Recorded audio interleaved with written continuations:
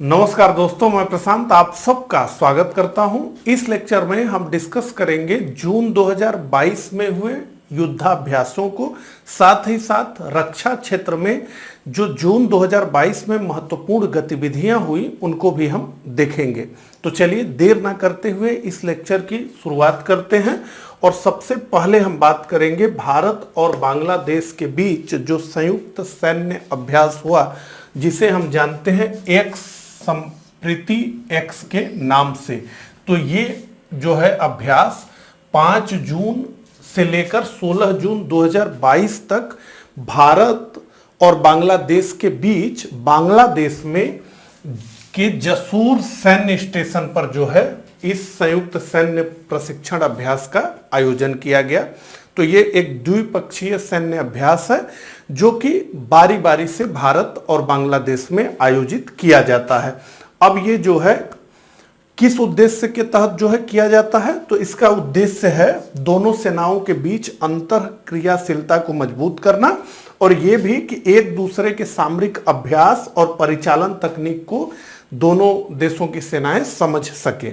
एक महत्वपूर्ण तथ्य इससे जुड़ा हुआ और है जो पूछा जा सकता है, और वो ये है कि इस अभ्यास में भारतीय दल का प्रतिनिधित्व डोगरा रेजिमेंट की एक बटालियन द्वारा किया गया। तो डोगरा रेजिमेंट की एक बटालियन ने भारतीय दल का प्रतिनिधित्व किया। तो ये रहा भारत बांग्लादेश के बीच सैन्य संप्रीति एक्स अभियान। अब बात करेंगे अंडमान सागर में आयोजित 38वां भारतीय इंडोनेशिया संयुक्त गश्ती अभियान।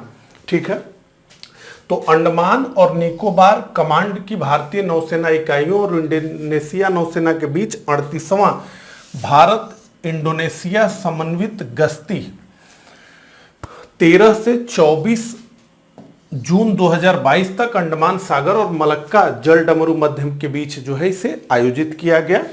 और ये 38वां कापेट दोनों देशों के बीच महामारी के बाद पहला समन्वित गश्ती अभ्यास है।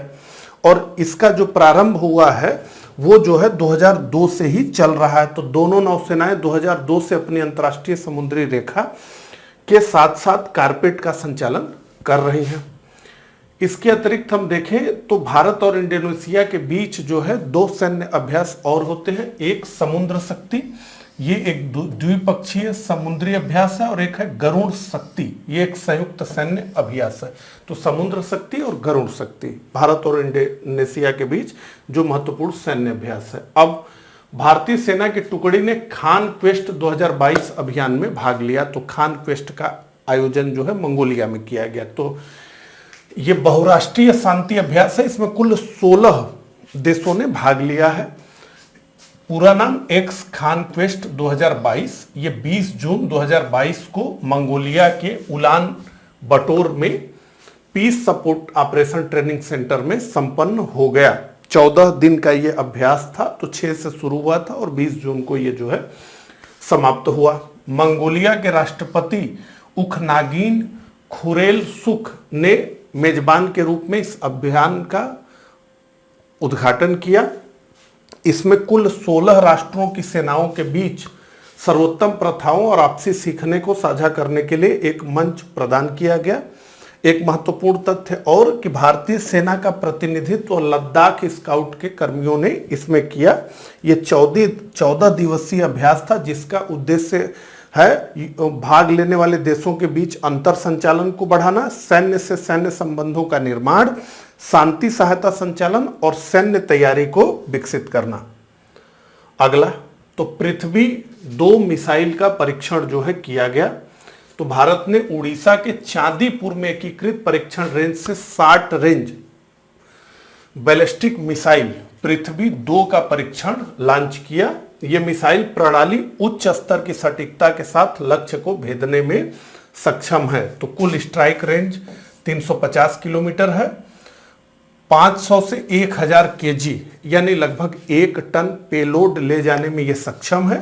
9 मीटर इसका जो है आकार है और यह पूरी सीरीज 2003 से जो है संचालित है। ठीक है, तो ये एक स्वदेश में विकसित सतह से सतह पर मार करने वाली है, तो ये सतह से सतह पर मार करती है। ये लिक्विड प्रोपल्शन ट्विन इंजन द्वारा संचालित है। इसकी रेंज 350 किमी है और 1 टन तक पेलोड ये लेकर के जा सकती है अपने साथ। ठीक है, अगला आईएनएस निशंक और आईएनएस अक्षय को किया गया डीकमीशन। तो 32 वर्ष इन्होंने सेवा की, उसके बाद अब डीकमीशन कर दिया गया है इनको। ठीक है, तो 32 साल की शानदार सेवा प्रदान करने के बाद 3 जून 2022 को भारतीय नौसेना के जहाज निशंक और अक्षय को सेवा मुक्त कर दिया गया।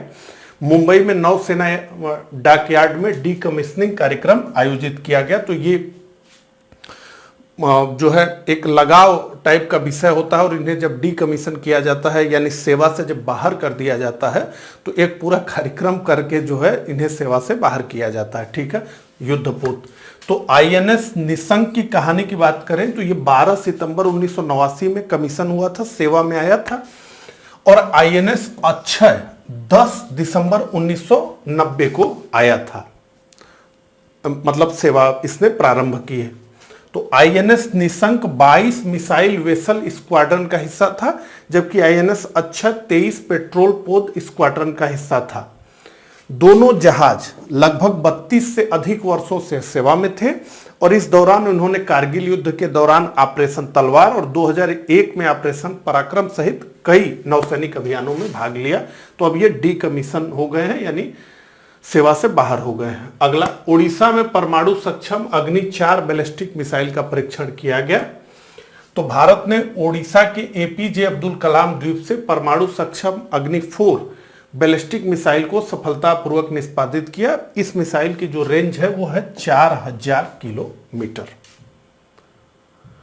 अगला, अब अग्नि मिसाइलों की जो है पूरी यहां पर सूची दी गई है, जिसे आप देख सकते हैं। एक बार जो है क्विक रिवीजन आप कर सकते हैं।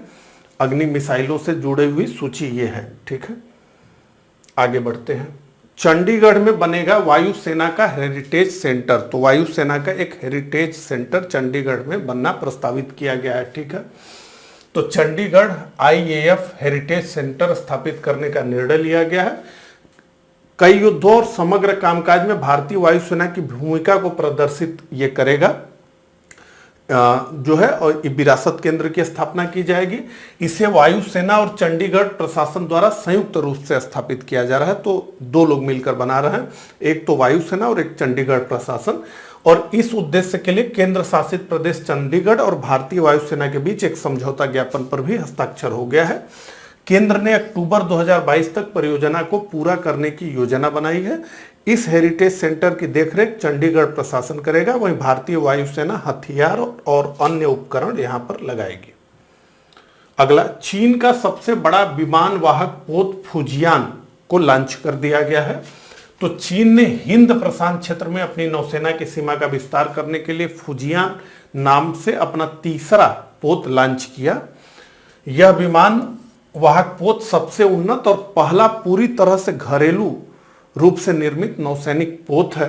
इसे संघाई के जियांगन शिपयार्ड में एक संक्षिप्त समारोह में लॉन्च किया गया। अब ये जो है, ये फुजियान जो है, ये पूरा जो है चीन के 5 विमान वाहक पोत को जो लॉन्च करने की योजना है उसमें से ये तीसरा है। पहले 2 आ चुके हैं और अभी 2 और आएंगे, कुल 5 की बात है। ठीक है, तो अगला विमान वाहक पोत जिसे चीन ने बनाने की योजना बनाई है उसके परमाणु संचालित होने की संभावना है, जो चौथा आएगा। तो लियाओनिंग चीन का पहला विमान वाहक पोत था।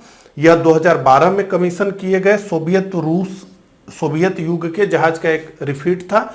इस लॉन्च के बाद स्वदेशी रूप से निर्मित दूसरा एयरक्राफ्ट कैरियर सेडोंग नाम से बनाया गया। तो पहला जो है लियाओनिंग, दूसरा सेडोंग, इसे 2019 में लॉन्च किया गया और ये तीसरा फुजियान है। ठीक है, अभी 2 और आएंगे।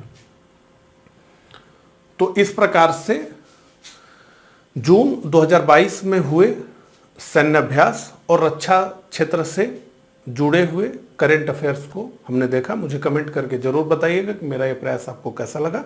मिलता हूं इसी तरह के अगले लेक्चर में, तब तक के लिए आप सभी को नमस्कार, धन्यवाद।